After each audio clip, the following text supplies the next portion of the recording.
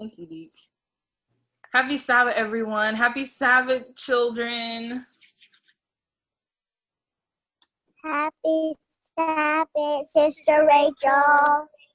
You guys sound well. Is Zion on? Happy Sabbath.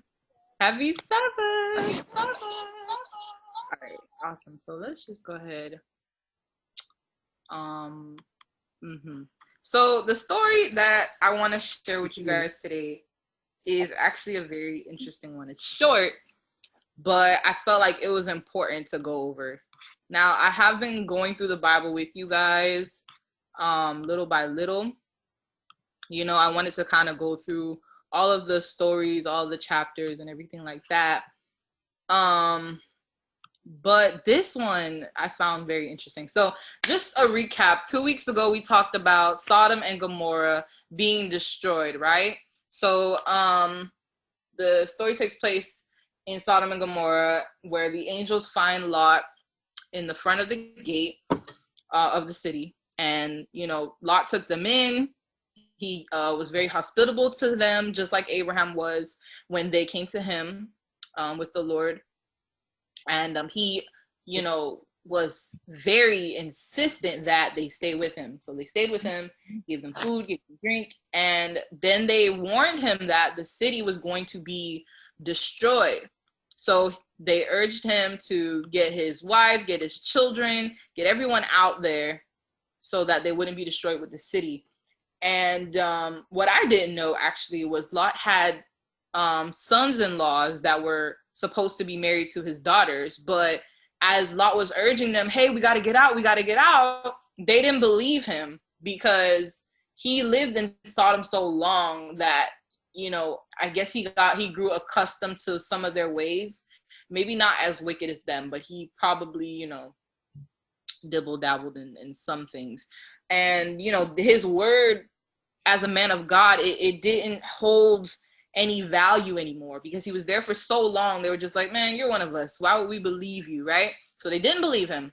So the angels urged them, like, let's go, we got to go. So they're urging them out of the city. They're running away over here to Zoar. And they only had one warning for them. Does anybody remember that warning? Like what the angels told them not to do? Not to look back. Yes, very good, Zion. Not to look back, because what will happen if they look back? Do you remember that as well? Yes, because they They were were turning into stone. Not stone. Not Salt? stone. Yes, Salt. Very good. They would turn into a pillar of salt. So his wife, unfortunately, couldn't let go of all of the luxuries and the life she had in Sodom and her old life. So when she turned around, she unfortunately turned into a pillar of salt. This represented like our, you know, we hesitate sometimes when God is trying to take us to a better place. And unfortunately here she suffered for it. So after they left the city, God sent down fire and brimstone. And the next morning, Abraham, you know, looked at the city. So today we're going to cover Genesis chapter 20, when Abraham deceives the king. So I'm reading in the NIV as usual, starting from verse 1. Now Abraham moved from there into a region of Negev and lived between Kadesh and Shur. For a while he stayed in Gerar. And there Abraham said to his wife Sarah, she is my sister. Said of his wife Sarah, I'm sorry, she is my sister. Then Abimelech, king of Gerar, sent for Sarah and took her. Now here, Abraham told a half-truth because Sarah is his sister. They have like back in those days, this was acceptable. It's not now, but back in those days, everyone married within their family. So Abraham and Sarah were half siblings, right? They had the same, I think, the same mother. No, the same father. They had the same father, different mother. So they were half siblings. So it was like a half truth, but it was still a lie. Half truth is still a lie, kids. So here we see Abraham lying again, right? Do you guys remember when he lied the first time and said Sarah was his sister? Do you guys remember when that was and what was going on? Yeah, I remember. You don't remember? I do. Oh, wait. Okay, tell me. It's when God told him he would have to die, but he didn't want to die, so he had to lie that that was his sister. No, not. All right. Okay. So back, earlier on in his relationship with God, he needed to leave his land, right? And he had to go to Canaan, which was the land that God promised him. And they traveled to Egypt because there was a famine. Now, going to Egypt, there was Pharaoh there. And Abraham was afraid that if he told Pharaoh that Sarah was his wife, he'll get killed. So every time Abraham is afraid for his life, or he feels like his life is in danger, he lies, right? So this one sinful act began to turn into a sinful pattern of lying whenever he suspected that his life was in danger. And sometimes, even though we love God, because Abraham did love God, certain temptations are difficult for us to resist. So you can imagine Abraham is fearing for his life. So he feels like the only way he can be saved is if he lies, right? But these are very vulnerable spots in our spiritual armor. Like, we have to, as we struggle with these weaknesses, we can be encouraged that God is watching out for us, just as he did for Abraham. You know what I mean? So when you seek out your own strategy without God, it only makes things worse. So we're going to see further on how it did that. So verse 3, but God came to Abimelech in a dream one night and said to him, you are as good as dead, because the woman you have taken, Sarah, is a married woman, right? So God is speaking to Abimelech right now in this dream. Verse 4, now Abimelech had not gone near her. So he said to the Lord, Lord, will you destroy an innocent nation? Did he not say to me, she is my sister? And didn't she also say, he is my brother? I have done this with a clear conscience and clean hands. Then God said to him in the dream, yes, I know you did this with a clear conscience. And so I have kept you from sinning against me. That is why I did not let you touch her. Now here, right, Abimelech is going kind of back and forth in his dream with God about Sarah, right? So Abimelech is innocent in this case. He didn't know that Sarah was married because Abraham lied, right? So you see how our sins can affect other people. Abraham lied and sinned. So now Abimelech is in danger of dying, of like losing his life, because that's what God said. God said, you are as good as dead. You know what I mean? So God is saying, like, you need to give this you need to give Sarah back to Abraham. So to be innocent here, so Abimelech's like, Lord, will you destroy an innocent nation? So innocent meaning not guilty of a crime or offense. Now the offense in this case was taking Sarah to be Abimelech's wife or a part of his harem. And also he said that he had a clear conscience. Does anyone know what a conscience is? Like, to have a clear conscience, or what you think a conscience is? No. No? Okay. So, and a lot of times on TV shows or in movies or something, you'll see the main character with like these two little voices in his ear, one good, one bad, saying, oh, you should have cookies before dinner, even though your mom said not to. She'll never know. It's okay. And then you have the good one that's like, no, you should be obedient to your mom and not eat it before dinner. So it's like this, your conscience is what tells you, you're wrong versus right, right? So when he said he has a clear conscience, he has peace that he didn't do anything wrong, right? So he said he can have a clear conscience because he didn't do anything.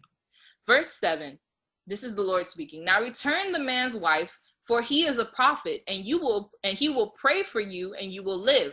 But if you do not return her, you may be sure that you and all who belong to you will die. So I just want to reiterate how Abimelech had unknowingly, he did not know that Sarah, was Abraham's wife, but he was about to commit adultery, right? Which is another sin when you're with someone else's wife or someone else that's not married to you, right? But God somehow prevented him from touching Sarah. and held him back from sinning. So this just shows how merciful God is. Like, even though Abraham lied, right, and almost caused Abimelech to sin, God held Abimelech back from sinning, right? And it kind of reminds me, like, how many times has God done the same thing for us? Holds us back from sin that we didn't even know about. Like for example, you want to go somewhere that you know you're not really supposed to go, but you go anyway. But God in his mercy protects you from something that you could have been involved with. Or how many times did God prevent things from happening when we're the ones messing up, right? We're the ones at the wrong place at the wrong time, doing wrong things, but God in all his infinite mercy is like, you know what, I'm gonna still withhold this thing from them. And it's like, we have no way of knowing, but we just know that that could happen to us as well. And God works in our lives in a lot of ways that we can never see.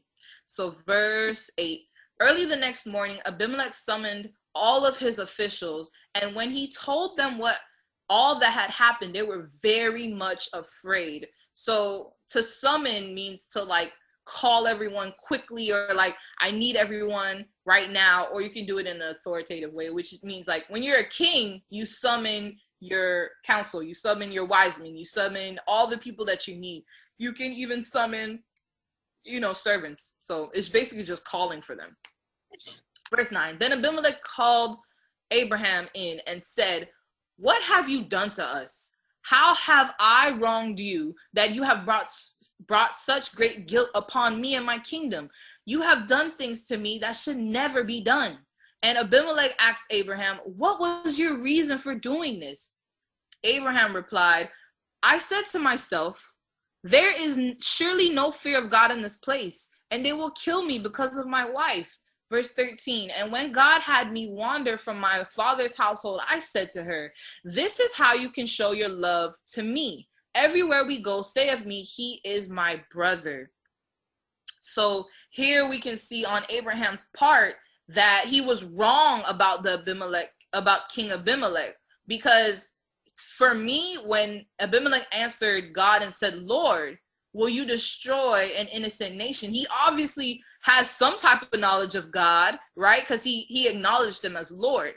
So Abraham was wrong. He mistakenly assumed that Abimelech was a wicked man and that he had to make a quick decision about, saving his own life. But Abraham thought it would be more effective to deceive Abimelech than to trust God to work in the king's life. So don't assume that God will not work in a situation that has potential problems. You may not completely understand the situation, but God may intervene when you least expect it, which is what he did for Abraham. He intervened on his behalf, or he came into his situation. He came to Abimelech in a dream, right? He came to warn him, to be like, so even though Abraham was wrong, because Abraham had a relationship with God, God still protected him. God still came into his situation. God still had his back, even though Abraham was wrong. But let's continue on to see what happened. So verse 14, then Abimelech brought sheep and cattle and male and female slaves, and gave them to Abraham, and he returned Sarah, his wife, to him.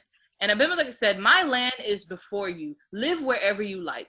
To Sarah, he said, I'm giving your brother 1,000 shekels of silver. This is to cover the offense against you before all who are with you, so you are completely vindicated. Now, 1,000 shekels of silver, that is a lot of money, right?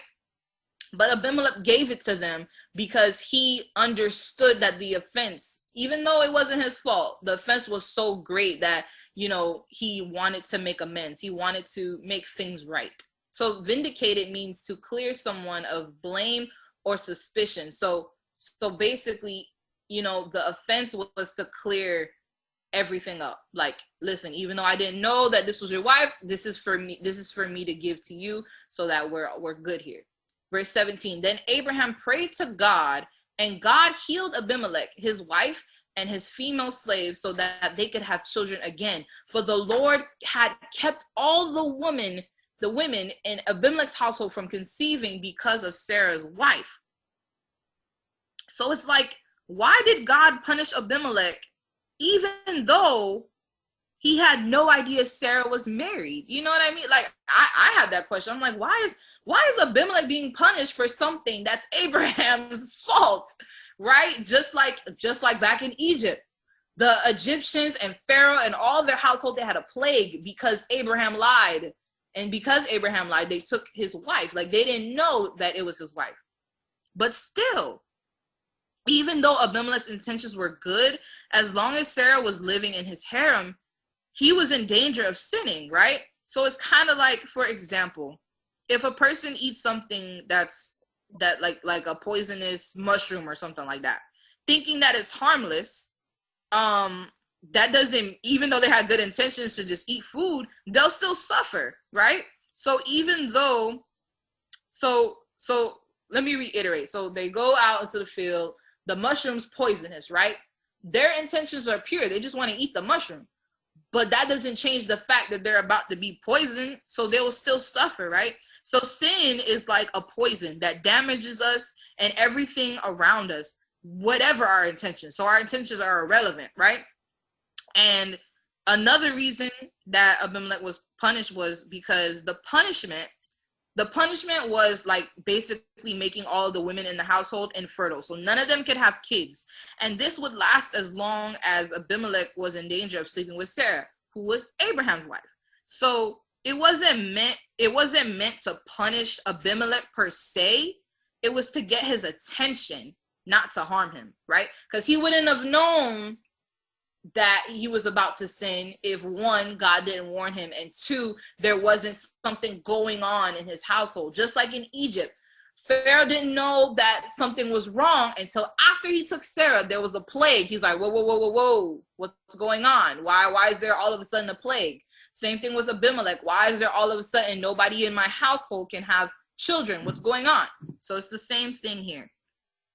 And another reason why is the punishment clearly showed that Abraham was in league with the Almighty God, right? This incident may have made Abimelech respect and fear Abraham's God even more. So I feel like even though Abimelech wasn't necessarily a child of God or a servant of God, he had some knowledge of him. You know what I mean? Like hearing about him, through the nations, because that would happen constantly. Like hearing the miracles that God would perform.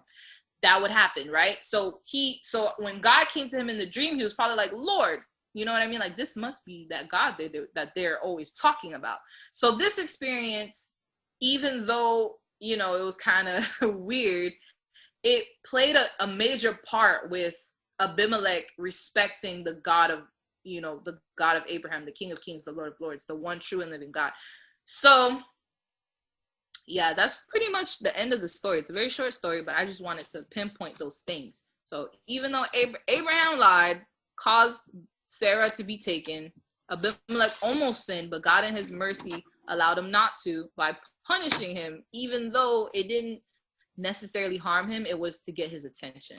So sometimes we go through things that we think is horrible and it's the worst thing that could ever happen, but maybe God is just trying to get our attention, trying to get us to look up for a second. Hey, I'm trying to get your attention. So that's basically the story.